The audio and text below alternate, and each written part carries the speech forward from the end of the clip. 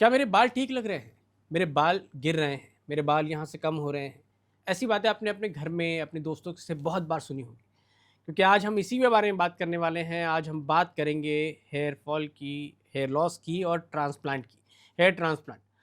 आज की डेट में बहुत लोग हेयर ट्रांसप्लांट कराते हैं क्योंकि बहुत लोग के बाल झड़ रहे हैं। अभी क्यों झड़ रहे हैं, यही जानने के लिए आज हमारे साथ डॉक्टर शालिनी मल्होत्रा हैं, जो कि एक डर्मेटोलॉजिस्ट हैं और हेयर ट्रांसप्लांट सर्जन हैं। अब डॉक्टर, सबसे इम्पोर्टेंट सवाल ये कि लोगों को पहले तो ये समझाना होगा कि हेयर फॉल और हेयर लॉस, हुँ। इन दोनों के बीच में अंतर क्या है? सिंपल अंतर है, लॉस मतलब हमेशा के लिए आपने लूज़ कर दिया। हुँ, तो जो बाल आप लूज़ कर दें, जो जेनेटिक होता है, बाल्डनेस होता है, हुँ, जिसमें जड़ें एक बार गई तो वापस नहीं आती हैं, वो हेयर लॉस होता है। हुँ, हेयर फॉल होता है जो आपका सीज़नल हो सकता है, साल के 1-2 महीने रेनी सीज़न या मार्च में कई बार मार्च-अप्रैल के सीज़न में बाल झड़ते हैं, लेकिन वो वापस उग जाते हैं। स्ट्रेस में बाल झड़ते हैं, वो उग जाते हैं। न्यूट्रिशन के लॉस, अगर आपका न्यूट्रिशन ठीक नहीं है, तो बाल झड़ सकते हैं, हेयर फॉल हो सकता है, लेकिन वो वापस आ जाते हैं दवाइयों से और कुछ अपनी जो आपका रूटीन है आपके लाइफ़स्टाइल का, उसको अच्छा बनाने से वो बाल वापस आ जाते हैं, तो वो हेयर फॉल वाले बाल हैं। लेकिन जो लूज़ हो गए, वो वापस नहीं आते, उसके लिए आपको फिर सर्जरी करानी यानी पड़ती है। स्ट्रेस से, बीमारी से जो आपके बाल जाते हैं वो वापस आ जाएँगे, वो हेयर फॉल कैटेगरी वो में हेयर आएँगे। फॉल होता है, इवन कैंसर, अगर आप हुँ, कैंसर में जो दवाइयाँ लेते हैं कीमोथेरेपी की, हुँ, उस दवाइयों से जो बाल गिरते हैं, वो हेयर फॉल होता है, वो वापस आ जाते हैं। हुँ। तो जब अब ये हेयर लॉस होता क्यों है? इसकी वजह क्या है? देखिए, हेयर लॉस का सबसे इम्पोर्टेंट और सबसे कॉमन कारण होता है जेनेटिक, पारिवारिक गंजापन। आप अगर आपके परिवार में आपकी माताजी और पिताजी दोनों की तरफ किसी को भी बॉल्डनेस है, इवन योर ग्रेट ग्रैंडफादर्स, आपके परदादा, परनाना, चाचा, ताया जी, किसी को भी, even females in your family, तो आप में वो जीन आ सकता है, जिसकी वजह से आपको हेयर लॉस हो सकता है, आपको बॉल्डनेस हो सकती है। That is a very important reason. दूसरा कुछ रीज़न होता है स्कारिंग एलोपेशिया जिसे कहते हैं। अगर किसी रीज़न से आपकी जो सिर की चमड़ी है उसमें स्कार बन जाए तो वहाँ के जो रूट्स होते हैं बालों के वो डिस्ट्रॉय हो जाते हैं। अच्छा। तो वो भी इरिवर्सिबल होता है, that is also hair loss. ऐसे 2-3 और मेडिकल बीमारियाँ होती हैं जिसमें हेयर लॉस होता है, अदरवाइज़ मोस्टली हेयर फॉल ही होता है। तो ये जेनेटिक होता है? यानी ज़रूरी है जो आदमी जिसके सर पे बाल नहीं है वो जेनेटिकली उसके इसमें आया है, जीन्स में आया है, इस वजह से सर में बाल नहीं है उसको? मोस्टली, बिल्कुल। तो आपने अब तक जो केसेस देखे उसमें किस तरह के केसेस आते हैं? मतलब वो जो बॉल्डनेस है या गंजापन है वो आगे की तरफ होता है मतलब क्या किस तरह से आते हैं? मेरे पास हेयर लॉस, हेयर फॉल हर तरह के केसेस आते हैं। एक एलोपेशिया एरेटा नामक बीमारी होती है, जिसमें आपके सिर में हुँ, कॉइन शेप हुँ, राउंड-राउंड पैचेज़ बन जाते हैं, हुँ। जिसमें बाल उड़ जाते हैं। अच्छा, वो शेप में। हाँ, हुँ, ऐसे राउंड शेप में होते हैं, लेकिन उसमें भी बाल वापस आ जाते हैं, वो हुँ, कोई परमानेंट लॉस नहीं हुँ, होता है। कुछ परसेंटेज उसमें भी लॉस हो जाता है परमानेंट, बट मोस्टली वो रिवर्सिबल होता है। हुँ, उसके भी आते हैं, जेनेटिक बाल्डनेस के तो आते ही आते हैं, हर तरह के मेरे पास केसेज़ आते हैं। कई लेडीज़ आती हैं, कई मेन हू कम टू मी, वो पार्लर में उन्होंने ट्रीटमेंट कराया, हुँ, केराटिन, रिबॉन्डिंग, खूब सारी ट्रीटमेंट्स होते हैं, उसमें भी बालों का झड़ना बहुत कॉमन होता है। You have to treat your hair like a baby. आपको बहुत प्यार से अपने बालों को ट्रीट करना है, तो बाल अच्छे, हेल्दी और लॉन्ग लास्टिंग रहते हैं। तो अब आपके पास जब केसेस आते हैं तो ये मेल्स फीमेल दोनों के आते हैं? जी, कैसे आते हैं? बिल्कुल दोनों के आते हैं। पारिवारिक गंजापन फीमेल्स में भी होता है, लेकिन जो उसकी प्रेज़ेंटेशन होती है वो अलग होती है। जो एक आदमी होता है उसमें well defined area of baldness होता है, हुँ, लेकिन जब एक औरत में वो जीन होता है तो वो पूरी बाल्ड नहीं होती है, उनकी ये जो पार्टिंग होती है, हुँ, उसके आस-पास थिनिंग होगी या सामने सामने के हिस्से में थिनिंग होगी। हेयरलाइन इंटैक्ट रहेगी, लेकिन उसके पीछे का एरिया थोड़ा-सा कम हो जाएगा, तो आपको स्कैल्प नज़र आएगा लेकिन कंप्लीट बाल्डनेस नहीं होगा। दोनों केसेस में चाहे मेल हो या फीमेल हो, पीछे का एरिया हमेशा बचा रहता है। ये हमारे हेयर ट्रांसप्लांट सर्जरी के लिए एक डोनर एरिया कहलाया जाता है। यहीं हेल्दी एरिया से हम बाल लेते हैं और आगे वाले बॉल्ड एरिया में लगाते हैं। यानी जब आपके पास लोग आते हैं ट्रीटमेंट के लिए, जैसे किसी को गंजापन मतलब बाल अभी गिरना शुरू ही हुए हैं, जो आ नहीं रहे हैं, आप कहती हैं कि वो वापस नहीं आएँगे, वो लॉस हो गया, हेयर लॉस हो रहा है। तो जब आते हैं तो आप पहले क्या देखती हैं कि सीधा ट्रांसप्लांट की तरफ जाते हैं या आप लोग या क्या प्रोसीजर होता है? वो डिपेंड करता है कि उनका ग्रेड क्या है। हुँ, अगर शुरू के ग्रेड है और एज पेशेंट की कम है, हुँ, तो मैं कोशिश करती हूँ कि मेडिसिन से हम उसके प्रोग्रेस को रोक सकें। हुँ, मेडिसिन्स आपको टेम्परेरी रिलीफ देती हैं। जब तक आप वो मेडिसिन्स खाते या लगाते रहेंगे, आपकी बाल्डनेस कंट्रोल में रहती है और रेट ऑफ प्रोग्रेशन बहुत स्लो हो जाता है। तो वी कैन बाय टाइम। लेकिन जहाँ मुझे लगता है कि वो ग्रेड ज़्यादा हो गया है, पेशेंट की एज भी 25 से ऊपर है, तो मैं उन्हें डेफ़िनेटली अपनी तरफ से एक बार सजेशन देती हूँ कि आप ट्रांसप्लांट के बारे में सोचिए और कराइए। तो क्या दवाइयों से रुक जाता है हेयर फॉल? दवाइयों से परमानेंटली रिलीफ नहीं मिलता है। दवाइयाँ बॉल्डनेस को सिर्फ स्लो डाउन करती है। प्रोग्रेशन हुँ, में मानिए जो बॉल्डनेस आपको 4 साल में पूरा सिर बॉल्ड होना है, हुँ, वो अगर आप दवाई शुरू कर देंगे तो वो 8 साल में या 10 साल में होगा। मतलब रेट ऑफ प्रोग्रेशन स्लो हो जाएगा। हुँ। और वो काफ़ी हद तक आपके स्टेट को, बॉल्डनेस की स्टेट को मेंटेन करने के भी काम आती है। लेकिन जब जैसे ही आप वो दवाइयाँ रोकेंगे, आपका बॉल्डनेस फिर होना शुरू हो जाएगा, बाल फिर से झड़ने शुरू हो जाएँगे। लेकिन आप जो कह रही हैं ना, उसमें एक चीज़ आपने देखी होगी कि बहुत सारे इस समय ना सोशल मीडिया, टीवी पे भी ऐड आते होंगे कि बाल फिर से आ जाते हैं या घने बाल हो जाते हैं।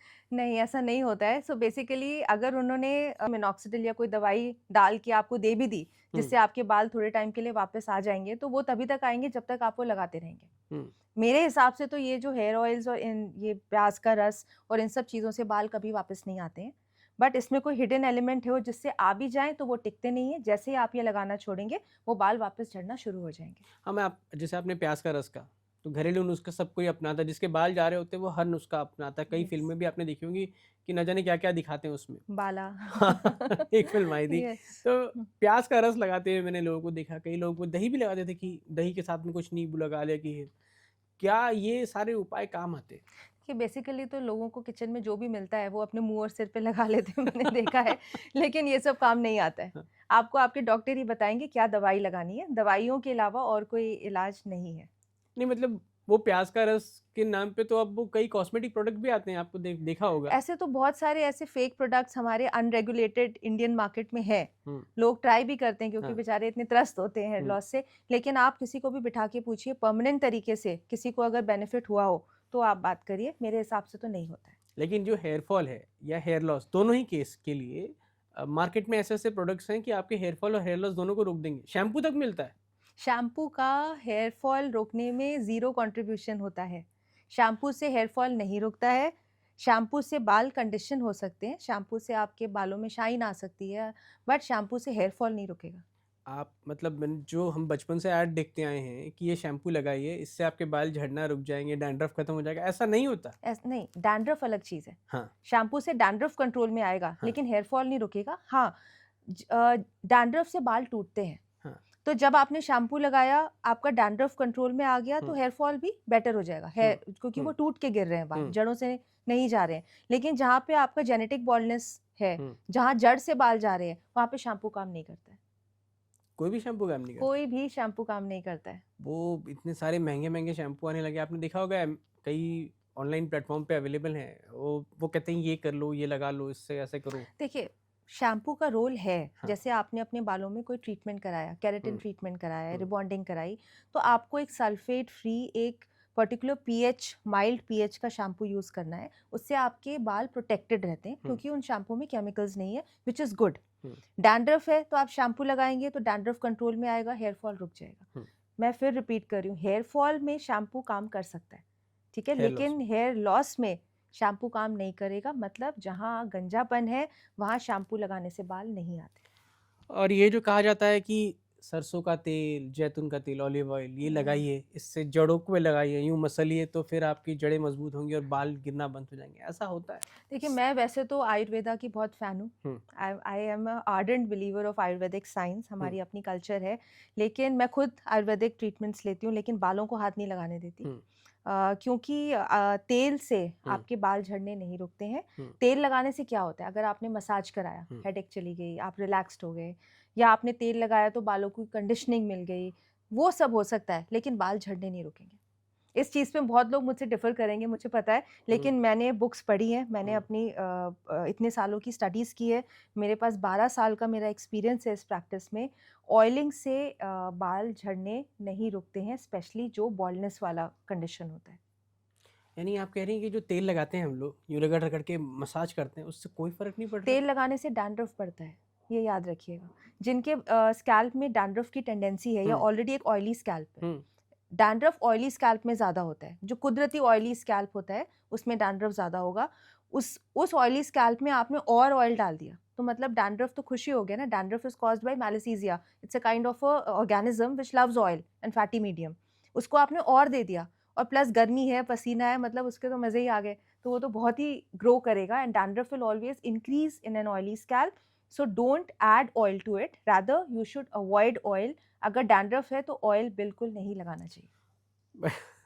आपने देखा होगा घरों में तो वो छोटी सी कटोरी में गुनगुना तेल करके बालों में यूं जड़ों पे लगाते हैं, उससे कोई फर्क नहीं पड़ रहा। ऐसे बहुत सारी प्रथाएं चलती आ रही हैं, हाँ, वो मानने को आप मान लीजिए, लेकिन scientifically oil increases dandruff, oil has no role in reversing और stopping genetic baldness in any way. कोई भी ऑयल, मतलब कोई भी कोकोनट ऑयल, ऑयल, ये आपका ससमे ऑयल, या कोई ऑयल भी इज जो कोई ऑयल, किसी तरह। Oil is it, oil is oil, you know, हाँ, the brand and the kind of oil doesn't matter. किसी भी ऑयल से आपका हेयर लॉस या हेयर फॉल नहीं रुकता है। किसी भी तरह से नहीं। जी नहीं। और हम लोग जो अब तक ये बचपन से सुनते आए लगाते हैं, इससे कोई फर्क नहीं पड़ रहा। नहीं, देखिए ऑयल में आप कुछ चीजें होती है जिससे नरिशमेंट मिल सकती है, लेकिन अगेन उससे आपका हेयर लॉस नहीं रुकेगा। ये आपने एक चीज़ देखी होगी कि पहले लोगों के, जो आज से 20 साल पहले की अगर हम बात करें, तो लोगों के ना बाल थे, इतने नहीं था, गंजापन था, हेयर फॉल था, हेयर लॉस था, इतना नहीं था। लेकिन एकाएक आपको नहीं लगता कि थोड़ा सा नंबर बहुत तेजी से बढ़ा है पिछले 20 सालों में? बड़ा है, और ये भी देखा गया है कि जिनके पेरेंट्स को बॉल्डनेस 40 इयर्स प्लस में हुआ था या 50 इयर्स में जिनके गंजापन शो हो रहा था, बच्चों को 20s में ही शुरू हो गया। 20s में? Many people, many patients they come to me, उनकी बॉल्डनेस 18 19, कई बार मुझे भी सरप्राइजिंग बॉल्डनेस लगता से है। मतलब कितना है आपका, मतलब गंजापन कितना? गंजापन मतलब सामने के बाल इतने, मतलब 4 या 5 उंगल आप यहाँ रखिए, 20 21 22 में इतने बाल चले कईयों के गए? चले जाते हैं। ऐसे होता है, ऐसे केसेस हैं। मेरे हिसाब से this is due to the increase in probably stress levels and maybe what we eat and our lifestyle. So probably the gene of baldness जो है, हमारे जो उन पेशेंट की बॉडी में बॉल्डनेस का जीन है, वो ट्रिगर हो जाता है या एक्टिवेट हो जाता है। Maybe that is the reason. There is, I can't say with conviction, but yes, this trend, ये जो ट्रेंड है कि यंगस्टर्स में बॉल्डनेस जल्दी आ रही है, ये मैं अपनी प्रैक्टिस में नोट तो करती हूँ। और किस तरह की बॉन्ड, मतलब ये आगे के हिस्से में ही होता है? क्योंकि बाउंडलेस तो 2-3 तरह का होता है, गंजापन पीछे भी आ सकता है, जी। यहाँ साइड से भी कुछ लोगों के बाल रह जाते हैं, तो किस तरह का पैटर्न और आप देखते अलग अलग पैटर्न्स होते हैं बॉल्डनेस के। कईयों के क्या होता है, सामने का ये एरिया चला जाता है, कईयों का ये चला जाता है, कईयों का दोनों दोनों एरिया चले जाते हैं, लेकिन कोई भी एरिया इन्वॉल्व हो, पीछे का एरिया हमेशा बचा रहता है, वो नहीं जाता है। यानी आप टीनेज से लेकर जो 30 साल तक के एज ग्रुप में आते हैं, मतलब 15 से 30 के एज ग्रुप में, उनके भी बालों में ये प्रॉब्लम है हेयर फॉल की, 15 हेयर नहीं, लॉस की इनफैक्ट 15 नहीं, 18 19 ईयर्स ऑनवर्ड्स। शुरू हो जाता है? या और इसमें इसमें हो रोल, सकता है, शुरू हो सकता है। इसमें सिर्फ जेनेटिक फैक्टर होता है, मोस्टली जेनेटिक होता है। ऐसा कोई? मैं बॉल्डनेस की बात कर रही हाँ, हूँ, तो बॉल्डनेस में मोस्टली जेनेटिक ही होता है। वो और जो उससे हेयर फॉल की आप बात कर रहे हैं, वो तो खैर can be due to typhoid, can be due to anaemia. Hair fall आपका सीजनल, जैसे मैंने बोला, हेयर फॉल आपका, कोई आपने हेयर ट्रीटमेंट्स करा लिए, कोई आप you are not using the right products on your scalp, उससे भी हो सकता है। थायराइड में हो सकता है। लेकिन ये जो बाल जाते हैं बीमारियों की वजह से, क्या ये वापस आ जाते हैं? हाँ, ये सब अगर जिस रीज़न से हेयर फॉल हो रहा है, अगर आपने उस रीज़न को करेक्ट कर दिया, सपोज़ आपको अनीमिया है, आपने खून बढ़ा लिया मेडिसिन से, तो हेयर फॉल रुक जाएगा। थायराइड करेक्ट कर लिया, थायराइड डिसऑर्डर्स, या आप स्ट्रेस लेना आप बंद कर रहे हैं, अपनी लाइफ़स्टाइल को अच्छा रख रहे हैं, अपना पौष्टिक आहार ले रहे हैं, तो हेयर फॉल रुक जाएगा। क्या इसके लिए फिर से ट्रीटमेंट के थ्रू ही आना पड़ता है, या किस तरह से जाना पड़ता है? डेफ़िनेटली आपको डॉक्टर को ज़रूर कंसल्ट करना चाहिए। डॉक्टर आपको गाइड करेंगे। लाइफ़स्टाइल मॉडिफ़िकेशंस के साथ-साथ मेडिसिन्स लेनी भी ज़रूरी है। आपने कहा कि जब आपके पास गंजेपन का इलाज करने के लिए लोग आते हैं, तो आप दवाई देती हैं, उससे कुछ वक्त तक वो बाल गिरना बंद हो जाता है, जो परमानेंट लॉस होने वाला है। लेकिन जब लोग ट्रांसप्लांट कराते हैं, तो किस तरह की चीज़ें होती हैं? मतलब अ, एक तो पहले बाल उसके लिए कहाँ से आप लोग लेते हैं कि हेयर ट्रांसप्लांट करना है, तो क्या वो आप ही लोग कहीं किसी और का बाल लगाते हैं, या उसी शख्स का बाल लगता है, कैसे होता है? पहले तो ये ये पूछा दीजिए। कई लोग मुझसे पूछते हैं कि हम किसी और का बाल ले हाँ, सकते हैं कि नहीं, वो मैं अपने ही दे देती। हाँ। मुझे अगर आप मनी दे रहे हैं तो मैं आपको बाल ऑफ कोर्स डोनेट कर देती, बट ऐसा नहीं है। हुँ, आपके बालों, आपके सिर के पीछे वाले हिस्से को हम डोनर एरिया मानते हैं, हुँ, वहाँ से बाल लेकर हम आगे वाले हिस्से में हुँ, इम्प्लांट करेंगे। So that is the principle of hair transplant surgery. It's a very simple procedure. इसमें बिल्कुल भी रिस्क इन्वॉल्व नहीं होता है, ना के बराबर रिस्क है। हुँ, सारी सर्जरीज़ में सबसे सेफेस्ट सर्जरी, मैं हमेशा कहती हूँ, हेयर ट्रांसप्लांट सर्जरी है। जिन्होंने, मेरे पेशेंट्स ने कराया है, हुँ। उनसे आप बात करके देखिए, मतलब इट हैज़ प्रोबेबली, वो प्रोसीजर का जो टाइम होता है, 5-6 घंटे की सर्जरी चलती है, वो उनके लिए डिलाइटफुल होता है। We have music and they are sleeping, और बहुत रिलैक्स्ड होता है, कोई ऐसी प्रॉब्लम आज नहीं, तक। मैं इसलिए पूछ रहा हूँ क्योंकि पहले तो लोगों को ये टेंशन रहता है कि बाल किसके लगेंगे, कि अपने बाल लगेंगे, किसी और के बाल लगेंगे, या कहीं से किसी ने दिया है। और वो बाल जो है वो कैसे लिए जाते हैं, वो प्रोसेस क्या होती है पूरी? बाल आपके खुद के होते हैं, सिर के पीछे वाले हिस्से से हम लेते हैं, हम्म, लोकल एनेस्थीसिया हम देते हैं, जिससे आपकी चमड़ी जो है, जो स्किन है, वो सुन्न हो जाती है। हम्म, उसके बाद जैसे हम वाइट हेयर को प्लक आउट करते हैं, हम्म, वैसे ही पीछे वाले एरिया को हम, सिंपल लैंग्वेज में बता रही हूँ, हम प्लक आउट करते हैं with the help of an instrument known as a punch. Hmm. उसको हम रूट के लेवल से निकाल कर आगे वाले बॉल्ड एरिया में 1 बाय 1 इम्प्लांट करते हैं। और क्या वो काउंट होता है हाँ, एक-एक बाल काउंट होता है। मेरी नर्स एक स्पेसिफिकली सिर्फ हम्म, बाल काउंट करने के लिए ही एम्प्लॉयड है। वो बैठ के सारे बालों को 100-100 के रो में अरेंज करती है, वो काउंट करती है और पेशेंट चाहे तो वो खुद भी काउंट कर सकते हैं। दिस इज़ इम्पोर्टेंट बिकॉज़ आपकी जो कॉस्टिंग है वो पर ग्राफ्ट मतलब पर हेयर के हिसाब से होती है। तो जितने निकले हैं उतनी ही पेशेंट पे करेगा। यानी यहाँ से 10 बाल निकले हैं तो ये 10 बाल निकाल के यहाँ लगाए जाएंगे? यस, बहुत फाइन काम होता है ये। ये हैंड ये इट्स हाँ, इट्स नॉट ईज़ी। तो जी। ये जो प्रोसेस होती है फिर आप बाल निकाल के उसी समय लगा देते हैं? हाँ, तो हम कोशिश करते हैं हम्म, जितनी जल्दी हो हम उसको इम्प्लांट कर लें। 2-3 तरीके हैं, या तो आप इमीडिएटली लगा दीजिए हम्म। या उनको आधे 1 घंटे एक प्रिजर्वेटिव मीडियम में स्टोर करके फिर लगा दीजिए। बट हाँ, it should go inside the body within 1 to 2 hours. और जब ये होता है तो किस तरह के इफेक्ट आते हैं, मतलब जैसे ऑपरेशन होता है तो कोई ना कोई प्रॉब्लम रहती है, दर्द होता है, करवट नहीं ले पाता आदमी, तो इस जब हेयर ट्रांसप्लांट कराता है कोई, तो उनको उसके बाद क्या होता है? देखिए, हेयर ट्रांसप्लांट की भी 2 टेक्नीक्स हैं। हम्म, एक एफयूटी स्ट्रिप टेक्नीक या एफयूटी टेक्नीक होती है जिसमें पीछे चीरा लगता है, एक बाल की स्ट्रिप निकाल कर, एक हम्म, स्किन की स्ट्रिप निकाल कर उसमें से बालों को निकाल के लगाते हैं। हम्म, जहाँ से वो स्ट्रिप निकालते हैं वहाँ पे स्टिचेज़ लगते हैं। हम्म, तो वो ज़्यादा पेनफुल प्रोसीजर है, हम्म, उसमें स्टिचेज़ लगे फिर वो टाँके हटेंगे। मुझे वो प्रोसीजर इतना पर्सनली नहीं अपील करता हम्म, है। जो हम करते हैं वो एफयूई प्रोसीजर है, उसका भी लेटेस्ट फॉर्म है। हम्म, तो जहाँ से हमने निकाला वहाँ छोटे-छोटे छेद होते हैं, हम्म। वो हफ्ते भर में हील हो जाएँगे। स्किन नॉर्मल हो जाती है, बाल उग जाते हैं उस एरिया में और जहाँ हम लगाते हैं, वहाँ पे तो कोई इश्यू ही नहीं है। टोटल हीलिंग में 1 वीक लगता है, लेकिन आप अपनी दिनचर्या अगले ही दिन से शुरू कर सकते हैं। लेकिन मैंने देखा है कि जिन्होंने ट्रांसप्लांट करा है ना, उनका सर ऐसा सूज जाता है और ऐसे लाल लाल लाल लाल चकत्ते से हो जाते हैं, दानेदार से होता है, वो क्या होता है? नहीं, जब आप ट्रांसप्लांट कराते हैं, जिधर बाल लगते हैं, हम्म, उधर लाल-लाल नज़र आता है सर्जरी के 1 या 2-3 घंटे तक। हम्म, उसके बाद वो लाल-लाल काला हो जाता है या ब्लैक कलर का बन हम्म, जाता है, वो क्रस्ट बन जाती है। हम्म। जब हमें चोट लगती है तो उसमें खिरिंड या क्रस्ट हाँ, बनती है, करंट बन जाती है। वैसे ही डॉट डॉट्स करके वो डेड टिश्यू है, वो क्रस्ट बन जाता है, जो अगले दिन से ब्लैक-ब्लैक डॉट्स करके नज़र आता है। ये जो क्रस्ट है 1 हफ्ते में झड़ जाते हैं और फिर बाल नज़र आते हैं। पीछे वाले एरिया में छोटे होल्स होते हैं, वो भी हील हो जाते हैं। जहाँ तक हम सूजन की बात करें, सो बेसिकली हम लोकल एनेस्थीसिया देते हैं। हम्म, लोकल एनेस्थीसिया आपकी स्किन में जम जाता है और 2 से 3 दिन में वो धीरे-धीरे बॉडी में डिफ्यूज़ हो जाता है। Hmm. I am trying to explain in हाँ अ हाँ, वेरी बिल्कुल बिल्कुल, सिंपल बहुत अच्छा लैंग्वेज। लग रहा है, मुझे समझ में भी आ रही चीजें। हाँ, हाँ। तो वो लोकल एनेस्थीसिया हम्म, की वजह से वो स्वेलिंग 2-3 दिन रहती है और हम्म। वो अपने आप बॉडी में डिफ्यूज़ हो जाता है और स्वेलिंग 2-3 दिन में बिल्कुल गायब हो जाती है। यानी आती है स्वेलिंग, और वो किस तरह की स्वेलिंग होती है, मतलब बहुत ज्यादा होती है, दिखती है, विजिबल होती है, किस? हम क्या करते हैं जब हम लोकल एनेस्थीसिया देते हैं, नीचे एक टेनिस बैंड लगा देते हैं। अगर ओके। पेशेंट वो टेनिस बैंड 3-4 दिन तक लगा के रखता है तो वो स्वेलिंग नीचे आती ही नहीं है फेस पे। वो सिर के की तरफ से बॉडी में पीछे डिफ्यूज़ हो जाती है। अदरवाइज़ अगर हम बैंड नहीं लगाते तो माइल्ड टू मॉडरेट स्वेलिंग आती है, नॉट मच। सबको आती है जो ट्रांसप्लांट कराता है? अगर यहाँ एनेस्थीसिया हम्म। दिया गया है तो स्वेलिंग आने के चांसेस 95% 99% केसेस में रहते हैं। अब जैसे आपने कहा कि अगर आगे की तरफ बाल लगाना है तो पीछे वाले हिस्से से, अगर किसी का पूरा ही गंजापन है तो कैसे आप ट्रीटमेंट करेंगे उसका? अगर पीछे के हिस्से में बाल नहीं है, हम्म, जिसको एलोपेशिया यूनिवर्सालिस कहते हैं, हम्म, ऐसे कई लोग होते हैं जिनके आईब्रोज, एक्जिला, हम्म, सिर कहीं पे भी बाल नहीं होते हैं, हम्म। उनको हम ट्रांसप्लांट नहीं नहीं करता। कर सकते उनमें। मैं इसलिए पूछ रहा हूँ क्योंकि ना बहुत सारे लोगों के साइड्स में आते हैं यहाँ पे, या यहाँ बहुत पतला सा होता है, लेकिन उनको भी कराना हो तो क्या, या फिर wig? Wig wig is a better option. उन्हें गलत गाइडेंस नहीं करनी चाहिए हाँ। बिकॉज़ ट्रांसप्लांट करके उनको कोई फ़ायदा नहीं होगा। तो ये जब होता है, सूजन होती है, तो ये सूजन का असर कितने दिन तक रहता है, और क्या इससे और भी नुकसान हो सकता है? देखिए, सूजन से डरिए मत, लोग सूजन से बहुत डरते हैं। हाँ। सूजन नहीं है, वो लोकल एनेस्थीसिया का जमाव है एक जगह। हम्म। तो वो जैसे यहाँ है तो ग्रेविटी से 3-4 दिन में नीचे आएगा, फेस पे आएगा और चला जाता है नेक के थ्रू, बॉडी में dissolve and excreted from the body.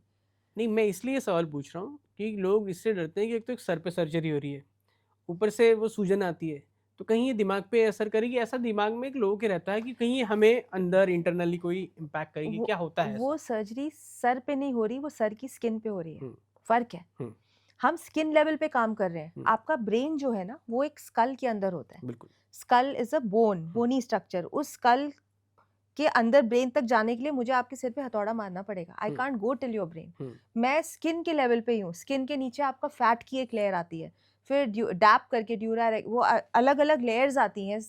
उसके नीचे बोन होती है, फिर ब्रेन होता है। तो बिल्कुल ब्रेन तक कोई भी हार्म नहीं होता है सर्जरी में। It's a very very safe surgery.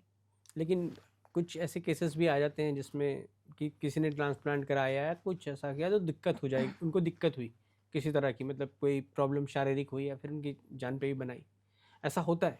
देखिए किसी भी दवाई या प्रोसीजर में रिस्क हमेशा इन्वॉल्व होता है अगर हम्म, वो सही तरीके से ना की जाए। Hmm, it is the same with hair transplant. Hmm, लोग क्या करते हैं, देखिए हेयर ट्रांसप्लांट की मार्केट इज़ वेरी अनरेगुलेटेड। यहाँ पे 20-30 हज़ार से लेके 5-6 लाख तक का ट्रांसप्लांट होता है। हम्म, तो यहाँ पे लोग कई बार कॉस्ट ड्रिवन एक अप्रोच के साथ किसी ऐसी जगह चले जाते हैं यहाँ जहाँ पे सर्जरी क्वालिफाइड इंसान नहीं कर रहा है, जहाँ पे प्रॉपर स्टरलाइजेशन प्रोटोकॉल्स फॉलो नहीं हो रहे हैं, तो इन्फेक्शन के चांसेस होते ही हैं ऑब्वियसली। टेक्निक जो सर्जन नहीं है वहाँ पे, डॉक्टर नहीं है, अनक्वालिफाइड स्टाफ है, उनको पता ही नहीं कि आपको ग्लव्स कैसे पहनने हैं, आपको कितनी मात्रा में मेडिसिन देनी है, आपको सर्जरी कैसे करनी है, तो वहाँ पे कॉम्प्लिकेशंस होते हैं, अदरवाइज नहीं होते हैं। लेकिन अ, होते हैं गोस्ट सर्जरीज कहते हैं आई थिंक सो इसको। Yes, so ghost surgeries is again the same thing. Ghost surgeries ये होता है कि पेशेंट अगर किसी एक ब्रांडेड क्लिनिक में जाए, हम्म, वहाँ पे आपको बोला जा रहा है कि आप जो कंसल्ट कर रहा है वो डॉक्टर नहीं है। हम्म, वो आपको बोल रहा है कि so and so doctor will do your transplant. Hmm, आप उनको ट्रस्ट करके आप सर्जरी वाले दिन वहाँ पहुँच जाते हैं। अब हम्म, आप ओटी में चले गए, वहाँ पे आपको नहीं पता, पहली बात जो उधर है वो आपने डिग्रीज़ तो देखी नहीं, वो हम्म, डॉक्टर कर रहा है कि नहीं कर रहा है, यू डोंट नो। दूसरी बात क्या होता है, डॉक्टर के नाम के गार्ब में, मतलब नाम के कवर के हम्म, अंडर वहाँ पे 10th या 12th पास टेक्नीशियंस हम्म, या बेसिक नर्सेस आपका ट्रांसप्लांट करते हैं। This is known as ghost surgery. Under the name of a doctor your surgery is being done but the doctor is not present there. This is very very important कि patient इसमें aware रहे, वो देखें कौन कर रहा है, doctor से मिलो।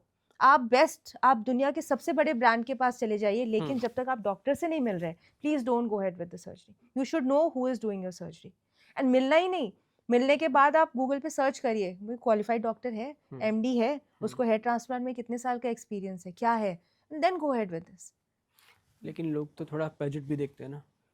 लोग लोग उसके लोग बाद प्राइजेस बहुत देखते हैं, बट हाँ, ये फिर मैं डॉक्टर से ज़्यादा लोगों को ही ब्लेम करूंगी कि आप एक सर्जरी करवा रहे हैं, थोड़ा सेव कर लीजिए, but go for it only when you think it's safe and you know कि हु इज डूइंग इट। कि अगर मैं हेयर ट्रांसप्लांट के लिए कोई भी जाए तो वो व्यक्ति को कितना कॉस्ट आएगा, मैं एक मिनिमम चार्ज एक अच्छे सर्जन के पास जाके जब कराता है तो उसको कितना चार्ज देना वो पड़ता पर ग्राफ्ट पे वेरी करता है, यहाँ पे अगेन रेगुलेटेड नहीं है। है। जिस डॉक्टर का एक्सपीरियंस ज़्यादा हो गया, हम्म, सपोज मैं अगर सर्जरी कर रही हूँ और मैं खुद सर्जरी कर रही हूँ, हम्म, तो मैं ज़्यादा चार्ज करूँगी। हम्म, अगर मेरे जूनियर डॉक्टर सर्जरी हम्म, कर रहे हैं तो मैं उनके थोड़ा चीप में करवा दूंगी। ये हम्म, वेरिएबल है। हम्म, बट हाँ, आपको रफली अपना बजट 1 से 2, ढाई 3 लाख तक इस ब्रैकेट में हम्म। बना के ही जाना चाहिए, इतना तो आएगा ही आएगा। मतलब ये, क्योंकि इसमें क्या क्या इन्वॉल्व होता है फिर। इसमें आपकी पूरी सर्जरी इन्वॉल्व होती है, सर्जरी के बाद 4-5 दिन की मेडिसिन इन्वॉल्व होती है, फॉलोअप्स। एक आपसे पूछना था कि ये जो ट्रांसप्लांट है इसके चलन की वजह क्या आप मानती हैं कि बहुत सारे जो बॉलीवुड स्टार्स हैं या हॉलीवुड स्टार्स हैं उनके जो बाल चले गए वो आ गए, नाम नहीं लेते हम, लेकिन ऐसा उनके करने की वजह से भी इसका चलन बढ़ा है। हाँ, क्योंकि कई लोग इसको प्रमोट भी करते हैं, हम्म, एडवर्टाइज़ भी करते हैं, कितने हम्म, बॉलीवुड स्टार्स करते हैं एडवर्टाइज़, उनकी तो रोज़ी-रोटी है, बाल एंड स्किन एंड एवरीथिंग। तो डेफ़िनेटली मैंने ऐसे स्टार्स देखे हैं, हम्म। जिनकी थोड़ी-सी 1 सेंटीमीटर हेयरलाइन भी पीछे होती है, वो आके ट्रांसप्लांट करवा लेते हैं। अच्छा, कितनी बार करा सकते हैं ट्रांसप्लांट आप अपनी लाइफ़ में डिपेंड करता है आपकी हम्म, डोनर में कितनी क्षमता है बाल हम्म। देने की, बट एक हेल्दी डोनर में 3000 ग्राफ्ट्स की आप 3 से 4 सिटिंग्स करवा सकते हैं। लेकिन उसके तो बाल जा रहे हैं ना। पीछे के तो नहीं जा रहे ना, आगे के जा रहे हैं। और ये मान एरिया लीजिए तो अगर हमारा पीछे परमानेंट है, पीछे यहाँ पर जो है एक ऐसा गोल सा बन जाता है पैच, तब भी वो हो जाता कवर हो जाता है, वहाँ तक ठीक है। आपके पीछे का एक पैराबोला के शेप में एक एरिया होता है है। जो हमारा सेफ डोनर एरिया है, हम्म, वो कभी नहीं जाता है। वहाँ से निकाल कर अगर वो हेल्दी एरिया घना है और प्लस बियर्ड से भी ले सकते हैं। हम्म, ये हमारी जॉ लाइन के नीचे बियर्ड एरिया है, यहाँ हम्म, से भी ले सकते हैं, चेस्ट से ले सकते हैं। तो यहाँ से बाल लेकर हम्म। हम इम्प्लांट जो आपका बॉल्ड एरिया है, वहाँ पे आपकी 3 से 4 सिटिंग में पूरा स्कैल्प कवर हो सकता है। तो ये जो लोग कराते हैं तो मतलब एक इम्प्रेशन लेकर आते हैं ना कि उसका हुआ है, कितनी बार हुआ है, ऐसा पूछते हैं कभी आपको? सच बताइएगा आज। मतलब किस सेलिब्रिटी हाँ, का? सेलिब्रिटीज़ से वो पूछते तो होंगे ना कोई तो कि मैं ऐसे हो सकता हूँ क्या? हाँ, या हाँ। अगर आप बाल लगा ही लोगों को रही हैं, तो ऐसे लगा दीजिए। नहीं, लोगों को सलमान खान बनना होता है। बहुत लोग हैं उनको सलमान खान बनना है। मैं इसलिए पूछ रहा हूँ कि जैसे आप लोग ट्रांसप्लांट करा ही रहे हैं, तो वो कह रहे हैं कि जब बाल लग ही रहे हैं, तो मतलब पहले वाले स्टाइल में क्यों लगे? नए स्टाइल में लगाएँ, ऐसा होता है बोलते हैं? स्टाइल तो एक ही होता है। अच्छा वही ना। स्टाइल तो जो आपके अपने बाल हैं और उसके उसको हिसाब से। मेंटेन कैसे करते हैं? जो बाल आ गए, क्या वो टूट जाएँगे कभी आगे जाके? नहीं, अगर ट्रांसप्लांट सही तरीके से किया गया है, तो वो हुँ, रिज़ल्ट परमानेंट रहते हैं, लाइफ लॉन्ग रहते हैं। जैसे-जैसे आप बूढ़े होते हैं, आपकी हुँ। बॉडी का हर पार्ट वेयर एंड टेयर करता है। वैसे बालों में भी कोई 20 से 30% डेंसिटी कम हो सकती है when you age, but more और लेस ये रिज़ल्ट्स आपके साथ हमेशा रहते हैं। अगर कोई 20 साल का लड़का है या 30 का या 40 का है, उसके अगर हेयर ट्रांसप्लांट होता है, तो अगले 10 साल तक तो वैसे ही रहेंगे फिर? बिल्कुल, बिल्कुल रहेंगे, अगर सही कराए तो बिल्कुल रहेंगे। मैंने 2012 में प्रैक्टिस शुरू की थी, आज 2025 है। मेरे तब के जो पेशेंट हैं 12 या 13 हुँ। के, वो अभी मुझसे मिलने आते हैं। तो जो एरिया मैंने किया उसमें कोई 10-15% थोड़ी डेंसिटी कम हुई हो तो हुई हो, but mostly it is there. और जो कुछ आजकल ये सोशल मीडिया पे लोग इन्फ्लुएंस करते हैं कि ये तेल लगाइए, अच्छा है, इस जड़ी-बूटी से बना है। तेल। क्योंकि देखिए, आप कितना भी मना करें, आपने देखा खुद भी देखा होगा, आप भी उस वीडियोज़ के अक्रॉस आई होंगी कभी स्वैप करते हुए। क्या आपने नोटिस किया है कि लोग कहते हैं कि हाँ, ये लगाइए, देखिए इनके बाल हैं, उनके लटक जाते हैं लोग उसपे। तेल लगाने से बालों पे कोई भी हेयर लॉस या हेयर फॉल को नहीं रोकता है तेल, नहीं रोकता है। बाल वापस भी नहीं आते। नहीं आते हैं तेल से। अगर तेल में कुछ मेडिकेशन घुस उन्होंने मिला दी है बिना हुँ, बताए, या कुछ उसमें ऐसा ही हुँ। मेडिसिन मिला है, मेडिकेटेड ऑयल, उससे फिर भी आ सकते हैं। तेल से डैंड्रफ बढ़ता है। और ये विटामिन ई की जो एक टैबलेट आती है, इवियन। उसको इवन को यूँ स्प्रेड करते हैं, उसको मतलब खोल देते हैं, उसके अंदर से जेल निकाल के बालों में उससे लगाने से कुछ नहीं होता है, विटामिन ई खाने से बेशक होगा, लगाने से कुछ नहीं होता है। उससे कुछ नहीं होता। हेयर फॉल नहीं रोकती। लोगों को हेयर फॉल और हेयर लॉस के बीच का अंतर, जैसे आपने बताया कि हेयर लॉस यानी परमानेंटली चले गए आपके बाल। तो अब आपने देखा होगा कि लोग नहाते हैं तो बाल टूटते हैं, और कई जगहों पे कई वेरियस रीजंस हो सकते हैं, हार्ड वाटर भी हो सकता है। तो क्या हार्ड वाटर से जो हेयर फॉल होता है, उसके बीच में डिफरेंशिएट कैसे करें कि हेयर फॉल हो रहा है, हेयर लॉस हो रहा है, और ये किस वजह से हो रहा है, ये कैसे पता चलेगा? देखिए, hard water is not good for hair. Hmm, hard water में कुछ ऐसे कंपाउंड्स होते हैं जो आपके बालों को ब्रिटल बनाते हैं, रफ बनाते हैं, बालों को तोड़ सकते हैं। जैसे कई बार कई जगह का पानी खारा होता हम्म, है ना? तो वो आपके बालों को हार्म कर सकता है, वो फॉल करेगा, आपके बालों को ब्रेकेज करेगा, बॉल्डनेस नहीं करेगा। इसका सॉल्यूशन ये होता है कि आप आरओ या एक्वागार्ड के पानी से बाल धोएँ, हम्म, या आप वाटर सॉफ्टनर लगाएँ, है ना? ऐसे कुछ हम्म, मशीन्स कुछ ऐसी आती हैं, प्लांट्स आते हैं जिससे वाटर सॉफ्ट हो सकता है, हम्म। उससे आप बालों को धोएँ। But definitely hard water is not good for hair. और हार्ड वाटर से क्या नुकसान होता है? मतलब स्कैल्प पे भी अगर ओवरऑल देखें तो क्या डैंड्रफ भी बढ़ जाता है उससे? नहीं, डैंड्रफ नहीं बढ़ता है। जैसे मैंने आपको बोला, हार्ड वाटर आपके बालों को रफ करेगा या ब्रेकेज करेगा, हम्म, है ना? या उसकी पिगमेंटेशन वो थोड़ा बालों को लाइट भी कर सकता है, due to maybe acidic content और some other compounds in it, but वो आपके लॉ वो नहीं करेगा, बॉल्डनेस नहीं करेगा। हेयर लॉस की बात करें, लोगों के सबसे ज़्यादा प्रॉब्लम यही होती है। मतलब गंजापन का तो इलाज आप करती हैं, लेकिन हेयर लॉस सबसे बड़ी प्रॉब्लम है। शैम्पू से इलाज हो सकता है उसका?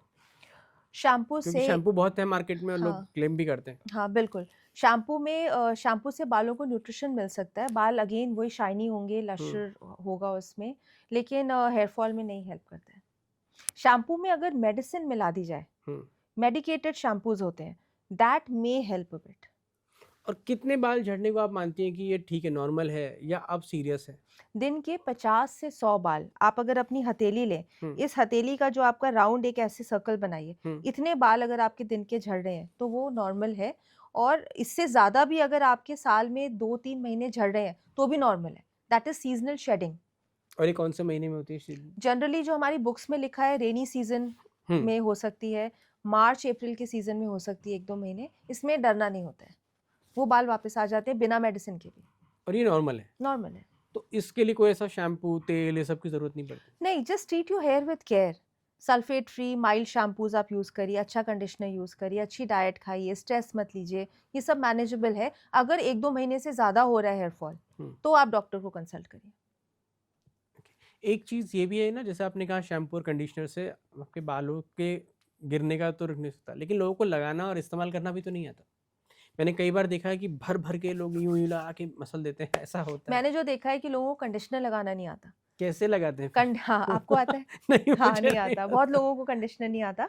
कंडीशनर को लोग शैम्पू की तरह यूज़ हुँ, करते हैं, लेके अपने बालों में रूट्स में ऐसे-ऐसे रगड़ लेंगे, नहीं। हुँ। कंडीशनर इज़ फॉर योर ये जो आपके नीचे की लेंथ है ना, ये अच्छा, ये जो बाल, अब या मेरे तो उतने हैं मैं आपके कह है रहा नहीं तो हूँ। आपके जितने भी हैं मतलब रूट्स हाँ, पे नहीं लगाना है, जो ये लेंथ वाली एरिया होता है रूट्स हाँ। के नीचे का, वहाँ पे आपको कंडीशनर लगाना होता है, उसको 2 से 3 मिनट छोड़ना होता है और फिर उसको नॉर्मल पानी से वॉश करना होता है।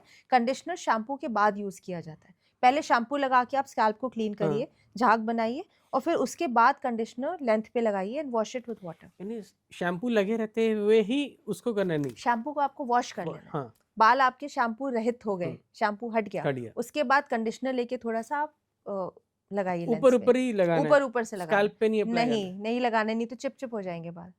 वो तो लोग यूँ-यूँ जैसे तेल की मसाज करते हैं उँगलियाँ डाल के हाँ, ऐसे।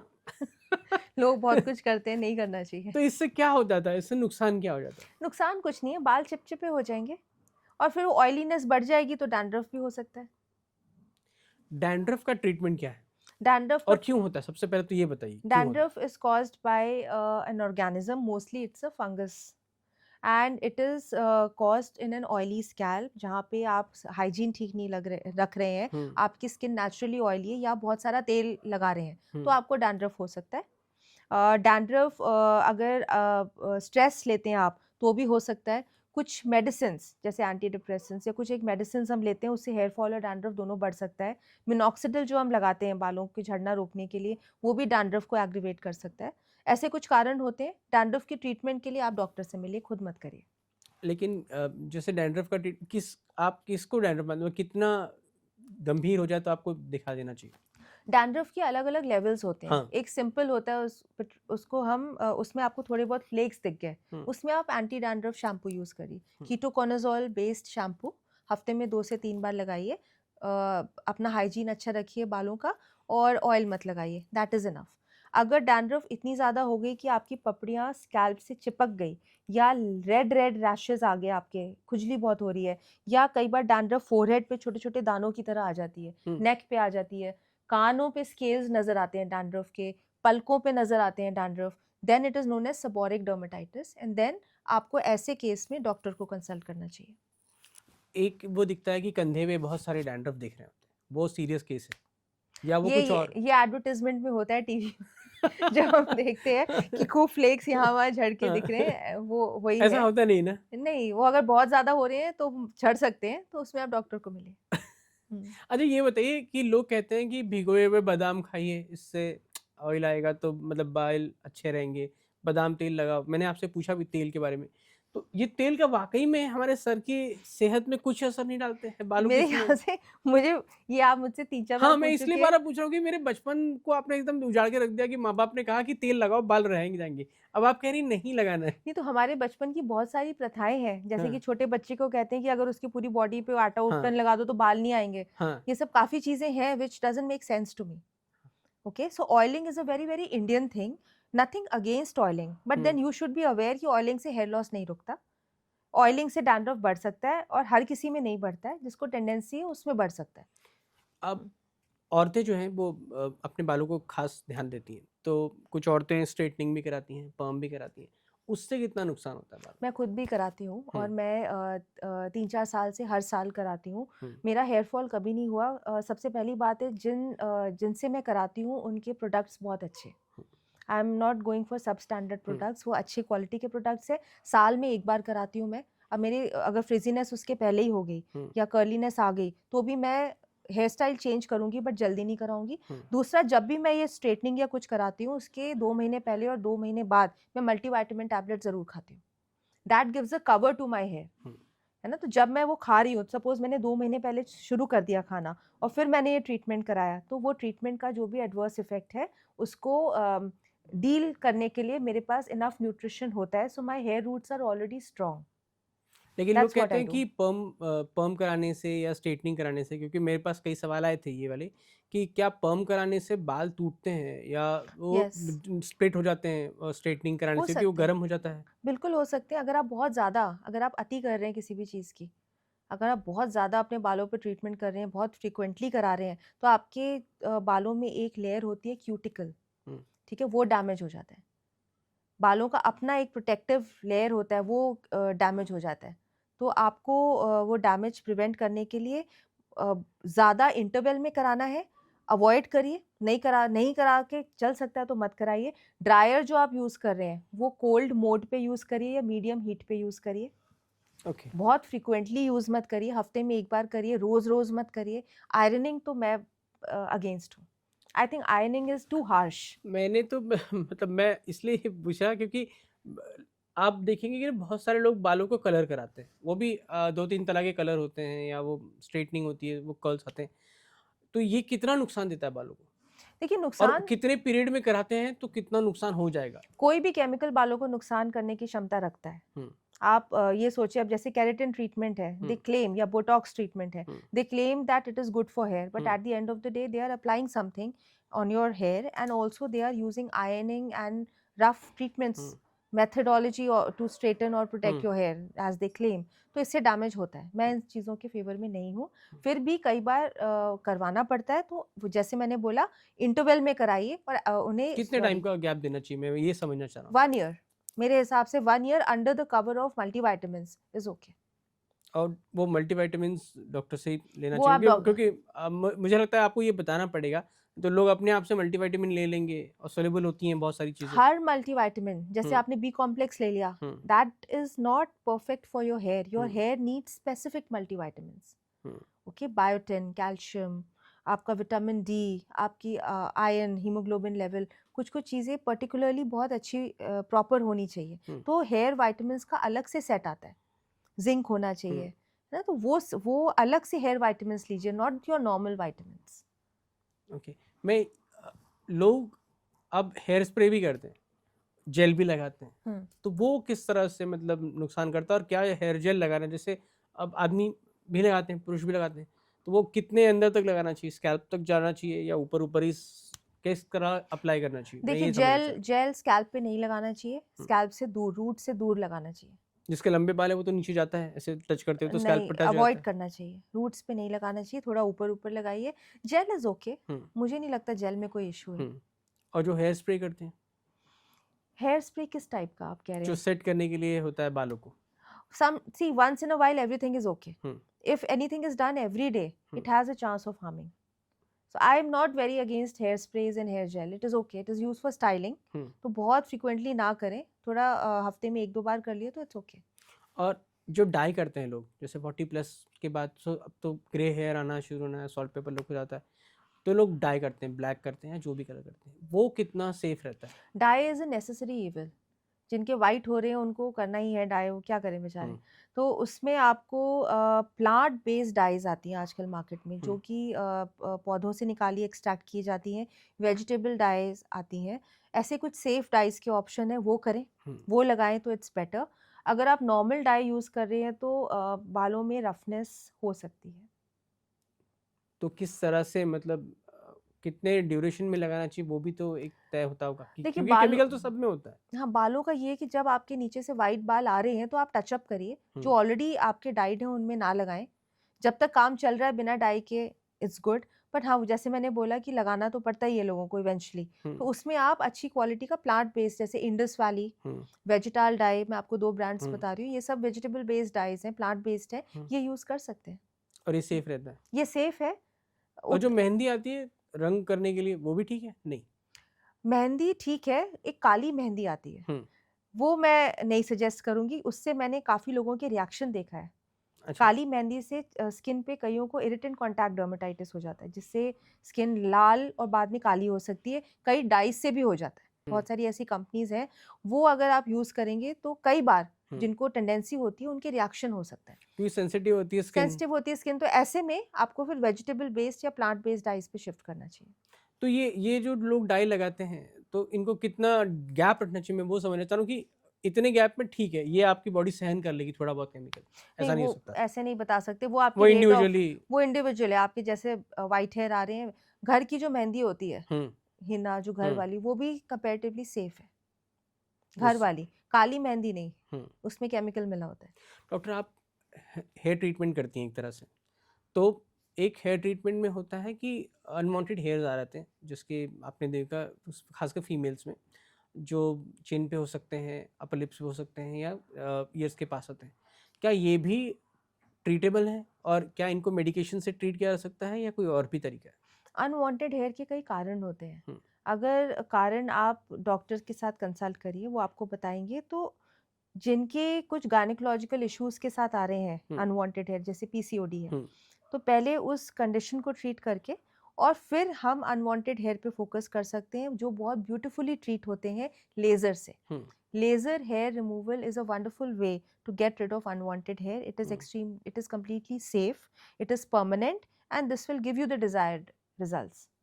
Compared to hmm. waxing, threading, जिसमें आपको हर हफ्ते पार्लर जाना पड़ता है, गरम-गरम वैक्स लगवानी पड़ती है। लेज़र हेयर रिमूवल के कोई 9 से 10 सिटिंग्स होती हैं, एंड आपके बाल कोई 70-80% तक बिल्कुल खत्म हो सकते हैं।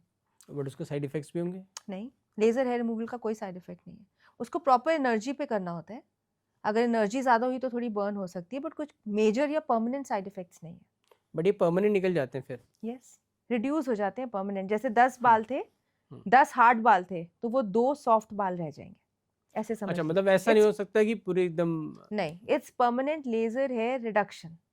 It will be reduced and the texture and everything will become very soft, hmm, बहुत फाइन। लेकिन कंप्लीटली तो नहीं जाते हैं, बट वो इतने इतने अच्छे चले जाते हैं कि बस it's as good as not having these hairs. Doctor जब लोग नहा रहे होते हैं तो अपने बालों को ध्यान धोते हैं, तो ये अब एक नए मतलब एक लोगों के लिए कि अपने बालों का ध्यान कैसे रखें, अगर हम इसमें देखें तो नहाते वक्त कितने दिनों में बाल धोना चाहिए, रोज़ धोना चाहिए? क्योंकि कई लोग कहते हैं कि नहीं, रोज़ नहीं धोना चाहिए, इससे बाल ज़्यादा टूटते हैं, ज़्यादा जाते हैं, झड़ते हैं। क्या ये सही है और क्या करना चाहिए? तो आप रोज़ नहाते हैं बॉडी के हुँ, लिए कि आप 3-4 दिन में नहाते हैं? नहीं तो रोज़। है हुँ, ना? सब मोस्टली सब हुँ, रोज़ ही नहाते हैं। Same is with hair. Hair हमारी बॉडी का एक हुँ, पार्ट है।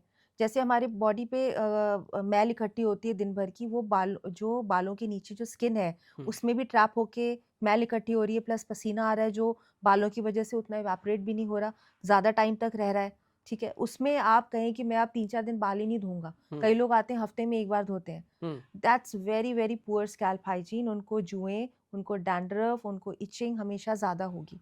बालों को रोज़ धोना चाहिए। सही शैम्पू, अच्छी कंपनी का शैम्पू, जो कि बेसिक पीएच या न्यूट्रल पीएच का शैम्पू हो, सल्फेट फ्री हो, वो यूज़ करिए। रोज़ करिए, कंडीशनर लगाइए एंड वॉश एवरी डे। और बालों में तेल लगाना, क्या आप कह रही हैं कि नहीं लगाना चाहिए, लेकिन लगाते हैं। अब भारत में ये परंपरा है, आप इसको तोड़ नहीं आप सकते। तो तो इसको बिल्कुल बदलने के उसमें है कि मैं बोल दूँ हाँ लगाओ, लगाओ, तेल लगाओ, लेकिन तेल नहीं लगाना। नहीं, नहीं लगाते हैं तो धो लेना चाहिए। कितना देर लगाना अगर चाहिए आपको आपके? तेल लगाना ही है तो वॉश करने के 1-2 घंटे पहले लगाइए, 1-2 घंटे रखिए, हुँ, मेंटली सैटिस्फाइड हो जाइए मैंने तेल लगाया हाँ। है, और फिर उसको शैम्पू कर लीजिए। क्योंकि वो दिखाते हैं ना ग्राफ़िक्स में, वो बालों से यूँ तेल निकल के यूँ जड़ों में जाता है, ऐसा दिखाते हैं। ऐसा नहीं होता है। जड़ों हुँ, पे जाके क्या करेगा क्या तेल? करिए? अगर सपोज़ हुँ, जड़ों पे पहुँच भी गया, तो हुँ, क्या मतलब क्या होगा? कंडीशनिंग ही होगी, हुँ। That's all. अब आपने कहा कि जेनेटिक होता है ज़्यादातर जो गंजापन है। तो अगर किसी को पीढ़ी दर पीढ़ी आ रहा है, पिता हुँ, से, दादा से कहीं से आ रहा है, हुँ, तो वो ऐसा क्या करे कि उसका ये जो है, ये कुछ वक़्त के लिए, क्योंकि आप कह रही हैं टलता नहीं है ये, हुँ। आएगा ही आएगा, तो कितने दिन तक टल सकता है खाने-पीने में, या क्या करें तो वो टल जाए? देखिए, सबसे पहले तो आपको दवाइयाँ शुरू करनी होंगी, हुँ, ठीक है? लगाने का लोशन होता है, वो मिनॉक्सिडिल एंड हुँ, फिनास्ट्राइड, ये दोनों दवाइयाँ एफडीए ने अप्रूव की हुई है, हुँ, यूएस एफडीए ने। आप डॉक्टर को कंसल्ट करके प्रॉपर डोसेज में इनको शुरू करें। Hmm, diet plays an important role. Malnutrition मतलब आपकी अगर डाइट न्यूट्रिशियस नहीं है, तो कहीं ना कहीं वो आपके बालों की क्वालिटी एंड स्ट्रेंथ पे भी अफेक्ट करता है। तो have a good balance diet. मैं बहुत ज़्यादा प्रोटीन प्रोटीन में नहीं कहती हूँ, क्योंकि आप प्रोटीन में ही घुस गए और आपने कार्ब्स नहीं लिए, आपने फैट नहीं लिए, which is not good. Your body needs everything. Hmm, A certain amount of lipid or fat is required for myelination of your nerves, आपकी मेमोरी के लिए, आपकी lubrication of joints के लिए, you need that. Hmm, To have a balanced diet, do not neglect proteins is what I say. Okay. तो यानी अगर हम शाकाहारी, मांसाहारी 2 तरह के लोग होते हैं, उनमें किस तरह का खाना जो है उनको ये हेल्प कर सकता है हेयर लॉस रोकने में? शाकाहारी खाने में बहुत अच्छी प्रोटीन की मात्रा आपको काफ़ी चीज़ों में मिल जाएँगी, जैसे कि ड्राई फ्रूट्स हैं, हुँ, नट्स हैं, hmm, it has good amount of protein. Ragi, hmm, ragi में कैल्शियम हुआ, calcium is good for hair, bones. Then your dal, hmm, आपके जितने भी ये स्प्राउट्स हो गए या different kind of dal, soyabean, nutrient nuggets मिलते हैं मार्केट में, इनको ब्रोकोली, है ना? So these are basically roughage rich proteinaceous diet. ये आप खाइए, फ्रूट्स खाइए, इन सब में बहुत प्रोटीन होता है। मैं रोज़ एक ड्राई फ्रूट शेक मैं हम्म, पीती हूँ, मेरा हम्म, वही होता है ब्रेकफास्ट। हम्म, उसके आगे और मैं कुछ नहीं खाती, but I have almonds and सारे मिलाकर दूध में I have that a glass full, so that takes care of my protein requirement. और जहाँ तक non veg, so people think that non vegetarian diet has more protein. ये मेरा personal opinion है, हम्म। इसमें मैं ज़्यादा नहीं बोलूँगी, but personally I think vegetarian diet if chosen and eaten properly has more और equal proteins than non veg, barring and it does not even have the side effects of non-vegetarian food. Non-vegetarian food can increase your cholesterol. Red meat हाँ, is not good. उससे तो बढ़ता ही है। Non-vegetarian food, when an animal is killed, those hormones, वो उसकी जो हम्म, बेचारा डर से मरा है, हम्म, वो आपकी बॉडी में आप उसको इनटेक कर रहे हो, वो किस इंडिया में क्या हाइजीन है उस मीट का, वो हम्म, आप खा रहे हो, हम्म। आपको हार्म ज़्यादा है। वेजिटेरियन फूड फ्रेश होता है, you feel light, you feel healthy, it's very good मेरे हिसाब से। अब एक सवाल ये है कि जो आपने कहा कि बालों का जो कट है, मतलब या वो जो स्ट्रेटनिंग है इस तरह का, ये साल में एक ही बार करा, लेकिन जो लोग बार बार कराते हैं उनके लिए क्या एडवाइस करेंगे आप? उनके लिए ये एडवाइस है कि ना कराएं। हम्म। नहीं कराएं, क्योंकि बाल होंगे तो आप कराएंगे, ये कराते रहेंगे तो बाल ही चले जाएंगे, फिर क्या कराएंगे। खाने पीने में ऐसा क्या ध्यान रखना चाहिए सबके लिए, जिनको हेयर फॉल है, हेयर लॉस है, या प्रॉब्लम्स हैं, जो बालों की तकलीफ से जूझ रहे हैं, उनके लिए ऐसा क्या करें कि एक हेल्दी लाइफस्टाइल मेंटेन हो और बाल भी मेंटेन रहे? स्ट्रेस फ्री रहिए, everything comes down to stress. हमारी लाइफस्टाइल आजकल ऐसी है कि हम स्ट्रेस अवॉइड नहीं कर पाते, रिलेशनशिप्स का, करियर का, हमारे एम्बिशंस हैं, बहुत महत्वाकांक्षाएं हैं, सबको सब कुछ चाहिए। इन सब चीज़ों में ना हम अपनी हेल्थ लूज़ करते हैं। तो हम हेल्थ लूज़ करेंगे, बाल भी लूज़ करेंगे। मत करिए, क्योंकि आपकी ब्यूटी भी बहुत इम्पोर्टेंट है। आपको एक्टिव रहना चाहिए, हम्म, आपको हेल्दी रहना चाहिए। अगर कोई इंसान आपकी लाइफ में आपको स्ट्रेस दे रहा है, हम्म, या आपके एम्बिशन या आपकी कुछ महत्वाकांक्षाएं हैं जो आपकी नींद नींद उड़ा रही है, हम्म, तो उनको छोड़ दीजिए, लेट गो। मैं तो यही कहूँगी कि हम्म, स्ट्रेस फ्री रहिए, सबसे पहली और सबसे ज़रूरी चीज़ है। हम्म, डाइट पे इन्वेस्ट करिए, हम्म, बाहर जाके आए दिन बाहर का खाना मत खाइए। अल्कोहल, स्मोकिंग को रिस्ट्रिक्ट करिए। Smoking has been documented hmm. To have an effect in increasing, it causes increase in the hair fall. Smoking से बाल झड़ना झड़ना बढ़ जाता है? बढ़ते हैं, ये डॉक्यूमेंटेड है। आप रिसर्च गूगल करिए, इस पे पेपर्स हैं, पब्लिश्ड हैं। हम्म, स्मोकिंग से हेयर फॉल बढ़ता है। रिस्ट्रिक्ट करिए, वैसे भी अच्छा नहीं होता है, हम्म, क्योंकि जब आपके बाकी बॉडी के ऑर्गन खराब होते हैं तो ओवरऑल हेल्थ खराब होती है। हम्म। डाइट का तो यही है। एंड खाने में ऐसा क्या लेना चाहिए, मतलब जैसे फ्रूट्स हो गए या ऐसी कोई चीज़ें जिससे बालों की सेहत फ्लैक्स अच्छी सीड्स रहे? अच्छे हैं, हम्म, सीड्स लीजिए, एंटीऑक्सीडेंट्स लीजिए, हम्म, मल्टीविटामिन्स खाइए, have fresh vegetables, fresh fruits, have जो मिल्क टॉलरेट कर सकते हैं, I would say milk is also a good source of protein. ये सब लीजिए, ताज़ा खाना खाइए, बासी खाना मत खाइए, फ्रिज से निकाल के 2-2 दिन पुराना नहीं खाइए। एक आखिरी में आपसे चलते-चलते पूछना है, क्योंकि ये मुझे सवाल आया था, मैंने रह गया था पूछना, कि लोग जो बाल कस के बांधते हैं, क्या वो भी एक वजह होती है? ट्रैक्शन एलोपेशिया करके एक कंडीशन होती है, हुँ, जिसमें कई लोग, जैसे माएँ अपने बेटियों के बाल पोनी टेल में पूरी स्कूलिंग, हुँ, एक आपकी 2 साल से लेके 12 क्लास तक, hmm, 2nd to 12th hmm, class, tight pony में बच्ची बाँध के जा रही है। हुँ, तो by the time she reaches 11th and 12th, ये हेयरलाइन रिसीड हो जाती है। There is permanent loss, fall नहीं, वो हुँ। बाल ट्रैक्शन से, खिंचाव से वो जड़ें ही निकल जाती हैं। हेयर स्टाइल लूज़ रखिए, बालों को ब्रीथ करने दीजिए, let everything be natural. Your skin, your hair, let them fall naturally. If you have to tie, tight करना है तो थोड़े टाइम के लिए करिए, फिर लूज़ करिए, रात को बाँध के मत सोइए, ठीक है? That's all. Thank you so much doctor, आपने बहुत सारे डाउट्स क्लियर कर दिए और मोस्ट मेरे वेलकम। बहुत सारे मिथ जो थे वो भी तोड़ दिए। तो अगर आप भी हेयर ट्रांसप्लांट कराना चाहते हैं या अपने बालों का ध्यान रखना चाहते हैं, तो इस तरह रख सकते हैं। डॉक्टर ने हमें बहुत सारी चीज़ें बताई, क्या करना चाहिए, क्या नहीं करना चाहिए, क्या खाना चाहिए और किस तरह से अपने बालों का ध्यान रखें। Thank you so much.